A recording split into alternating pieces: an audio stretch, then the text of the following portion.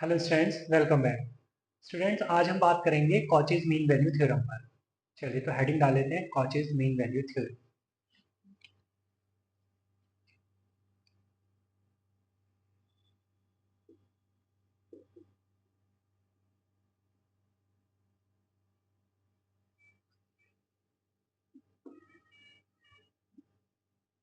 बेटा इसे शॉर्ट में CMVT बोल देते हैं। तो क्या है इसका स्टेटमेंट, लिखते हैं। Let fx and gx be two functions in a comma b closed such that first they are continuous in a comma b closed, and second they are differentiable in a comma b open. Then there will exist at least one C belongs to a comma b open, so that f dash x f dash c कर लीजिए इसको, f dash c upon g dash c is equal to F B minus F A upon G B minus G A. ऐसा होगा बेटा। इसको देख के तुम्हें LMBT की तो याद आई गई होगी। जी, स्टेटमेंट है कि F dash C upon G dash C is equal to F B minus F A upon G B minus C है। सी एम LMBT में क्या होता था, F B minus F A upon B minus A होता था। तो इसका proof तो LMBT से आता दिख रहा है मेरे को कि भाई अगर एफ एक्स और जी एक्स कॉन्टिन्यूस और डिफरेंशिएबल फंक्शन है इंटरवल ए कॉमा बी में, तो F dash sorry F x पर LMBT अप्लाई हो जाएगी, GX पर LMBT अप्लाई हो जाएगी। ठीक है, और अगर ऐसा है तो मैं दोनों को डिवाइड कर देता हूँ एक दूसरे से। तो क्या ये मेरे को स्टेटमेंट आती दिख रही है? चलिए कोई बात नहीं, इसको देख लेते हैं। इसका प्रूफ है कुछ इस तरीके से कि as F X is continuous in A comma B closed and differentiable in a comma b open implies f dash x is equal to fb minus fa upon b minus a। ठीक है बेटा, x को in general में, मैं x को लेके in general बात कर रहा हूँ, तो c ले लेते हैं यहाँ पर x की जगह। ठीक है, और all c belongs to a comma b open. ठीक है, तो बेटा एफ डैश सी कुछ इस तरीके से हो गया। इसको हमने बोल दिया question one, F dash C is equal to F B minus F upon B minus A. Similarly मैं बोल सकता हूँ G dash C is equal to G B minus G A upon B minus A. ठीक है बेटा, this is G B minus G upon B minus A. ये भी किसी भी सी के लिए ए से बी के बीच में बात हो रही है। This is two. अगर बेटा मैं फर्स्ट को सेकंड से डिवाइड कर दूं तो यहाँ दिखने लगेगा F dash C upon G dash C is equal to F B minus F A upon G B minus G. बेटा किसको फॉलो कर रहा है? ये फॉलो कर रहा है एलएमपीटी को। चलिए इतनी बात कॉची पर हो गई है, तो एक क्वेश्चन ले लेते हैं। चलिए बेटा, तो क्वेश्चन पर बात करते हैं। If fx and gx are two differentiable functions in 0, 1 closed, such that f of 0 is equal to 2, g of 0 is equal to 0, f of 1 is equal to 6, g of 1 is equal to 2, then in 0, 1 open, options are given. Option A is f dash x is equal to 0 for all x. Option B is f dash x is equal to 2 g dash x for at least 1 x. Option C is f dash x is equal to 2 g dash x for at most 1 x. And option D is none of the above. चलिए, तो समझ आ रहा है मुझे कि Cauchy की feel आ रही है साफ साफ यहाँ पर कि भाई f और g दो फंक्शन है, डिफरेंशिएबल है 0 से 1 क्लोज में। अच्छा, ये बात हो रही है 0 से 1 क्लोज में, इसको ओपन कर लीजिए, ठीक है। मतलब फंक्शन जो डिफाइन है वो 0, 1 क्लोज पर डिफाइन है। अच्छा, तो करें शुरू। तो देखिए, अगर बात कॉची की हो, एलएमबीटी की हो, रोलेस की हो, तो जो बात होती है वो एटलीस्ट को लेकर होती है ना। तो यहाँ पे जैसे मैं ऑप्शन देख रहा था एटमोस्ट, और यहाँ पे तो ऑप्शन में फॉर ऑल एक्स है, तो मेरे को ना ऑप्शन बी पे जाके मैं रुक गया, ठीक है, कि यार अगर होगा तो ऑप्शन बी होगा, है ना।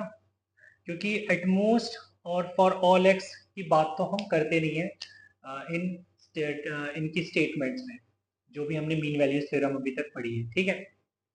चलिए स्टार्ट करते हैं। तो as F X and G X are continuous in 0, 1 closed and differentiable in 0, 1 open. So f dash x upon g dash x is equal to f of 1 minus f of 0 upon g of 1 minus g of 0 for at least 1x। ठीक है बेटा, ऐसा हम बोलेंगे। तो just values अगर हम मैं पुट कर दूं एफ ऑफ 1 की और एफ ऑफ 0 की, तो F of 1 is 6 minus F of 0 is 2 और G of 1 is 2 minus G of 0 is 0। So बच्चे ये क्या हो गया, F dash X upon G dash X is equal to 4 upon 2 is 2। बेटा यहाँ से दिख रहा है मेरे को F dash X is equal to 2 G dash x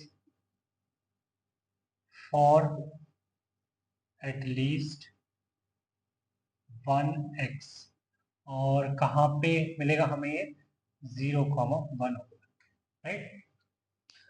तो ऑप्शन बी इज करेक्ट। चलिए आगे चलते हैं। चलिए बेटा, तो क्वेश्चन लिखा है मैंने, late f double dash x exist for all x belongs to R and f of x1 is equal to f of x2 is equal to f of x3 where x1 less than x2 less than x3, show that f double dash c is equal to 0 for all c belongs to x1, x3। अच्छा, यहाँ पर मुझे Cauchy की feel नहीं आनी चाहिए क्योंकि दो फंक्शन नहीं गिवन है, फंक्शन एक ही गिवन है। जब कॉची की नहीं आएगी तो एलएमबीटी की आएगी? नहीं, मुझे एलएमबीटी की भी नहीं आएगी। रीज़न है, देखिए एलएमबीटी की तो बात करें हम, तो वहाँ पर F B minus F A upon B minus A करके आता है, राइट।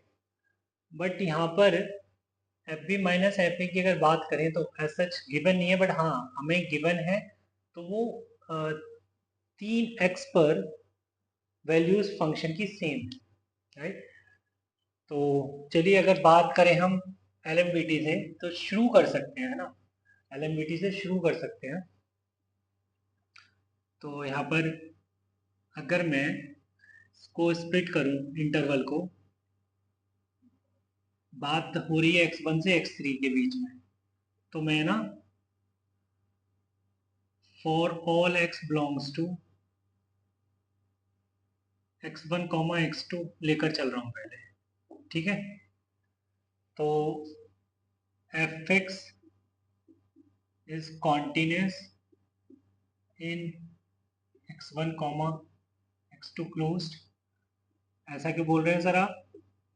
बेटा function F double dash x exist कर रहा है, F double dash x exist कर रहा है तो एफ डैश एक्स तो एग्जिस्ट कर ही रहा होगा ना। अगर एफ डैश एक्स एग्जिस्ट कर रहा होगा इस इंटरवल में, तो फंक्शन तो कॉन्टिन्यूस होगा। F X is differentiable in x1 comma x2, ठीक है। अब यहां तक तो ठीक है, LMVT यहाँ पर अप्लाई हो जाएगी, बट हम एक चीज और नोटिस कर रहे हैं कि f ऑफ x1 और f ऑफ x2 की वैल्यू जो है वो सेम है। मतलब इसको मैं c बोलूं, f of x1 is equal to f of x2। तो यहाँ पे तो रोलियस की फील आ गई है मुझे, तो बोल सकता हूं implies there will exist at least one c belongs to x1 comma x2 so that f dash c is equal to 0, right. अब ये काम जो तुमने x1 x2 के बीच में किया है, ये x2 और x3 के बीच में भी करोगे तो फिर से वहां पे एक c लाई करेगा x2 और x3 के बीच में, तो इसलिए मैंने ना इसको c1 बोल दिया है, ठीक है। आगे मैं c2 यूज कर लूंगा, ठीक। तो बात करें बेटा सेकंड की, for all x belongs to x2 comma x3 in fx is continuous in x2 comma x3 closed, fx is differentiable in x2 comma x3 open, and third f of x2 is equal to f of x3, क्योंकि बेटा यहाँ पे देखिए तीनों equal है, right. तो again यहाँ पे रोले थ्योरम सेटिस्फाई हो जाएगा, तो ये हो जाएगा there will exist at least one c2 belongs to x2 comma x3 so that f dash c2 is equal to 0, ठीक है बेटा। अब यहाँ पे देखिए कि f dash c1 भी 0 है, f dash c2 भी 0 है, और तो और क्योंकि f double dash x exist कर रहा है तो f डैश कॉन्टिन्यूस होगा, f डैश डिफरेंशिएबल होगा, है ना। तो मैं यहाँ पे एक बारी फिर से रोलेस थ्योरम की बात करूंगा। Again f dash x is continuous in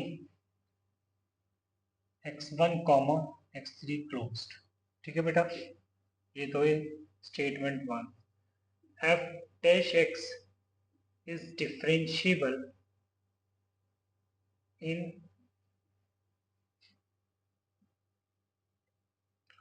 x, अच्छा एक चीज और, यहाँ पे मैं f डैश c1 और f डैश c2 की बात करूंगा कल को, तो यहाँ पे x1 x2 x1 x3 ना लिखे मैं c1 c2 लिखूंगा। तो f dash x is continuous in c1 comma c2 closed, f dash x is differentiable in c1 comma c2 open, and third f dash c1 is equal to f dash c2, ठीक है बेटा। अब क्योंकि c1 और c2 x1 x2 x3 इन तीन दो interval के बीच में ही तो लाई करना है, c1 लाई करा है x1 x2 के बीच में, c2 लाई कर रहा है x2 x3 के बीच में, तो c1 और c2 किसके बीच में लाई कर रहे हैं, x1 और x3 के बीच में लाई कर रहे हैं, ठीक है। तो उसी इंटरवल पे तो बात हो रही थी। तो f dash c1 is equal to f dash c2 is equal to 0 implies there will exist at least one C belongs to C1 comma C2 so that f double dash C is equal to 0. ठीक है बेटा, implies f dash double dash C is equal to 0 for all C belongs to x1 comma x3. ये बेटा बात समझ आ रही है कि मैंने यहाँ पे x1 और x3 क्यों लिखा है? क्योंकि C1 और C2 x1 x2 और x3 इनके बीच में है। ठीक है, चलिए बेटा, तो आज की क्लास में हम इतना ही रखते हैं, मिलते हैं नेक्स्ट क्लास में, तब तक के लिए बाय बाय।